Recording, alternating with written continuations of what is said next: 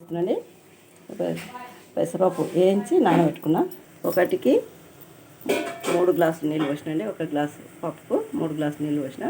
ఉడికేటందుకు ఆవు పాలు, ఆవు నెయ్యి, ఇలాచి పొడి, పలుకులు, బెల్లం వేసుకుంటండి. కావాల్సిన పదార్థాలు చేసే విధానం చూపిస్తాను. పప్పు నానితే 1 గ్లాసుకు 2 గ్లాసులు పడతాయి, నానకపోతే 3 గ్లాసులు పడతాయి.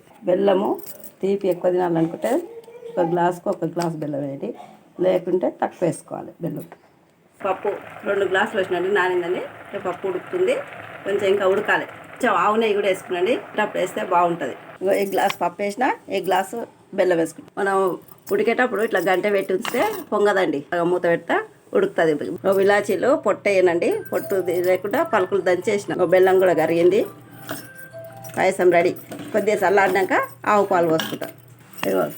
ఆవు నెయ్యి వేసుకొని కొంచెం పలుకులు వేసుకుంటున్నాండి. ఆవు పాలు పోసుకుంటున్నా. పెసరపప్పు కీర అండి, తాగి చల్లారిన పాలు. కీర అంటారు, పాయసం అంటారు. పలుకులు పెసరపప్పు పాయసం రెడీ. నేను చేసే విధానం మీకు చూపిస్తున్నా. ట్రై చేయండి, లైక్ చేయండి, షేర్ చేయండి, సబ్స్క్రైబ్ చేసుకోండి. చూసే వాళ్ళందరికీ థ్యాంక్స్ అండి.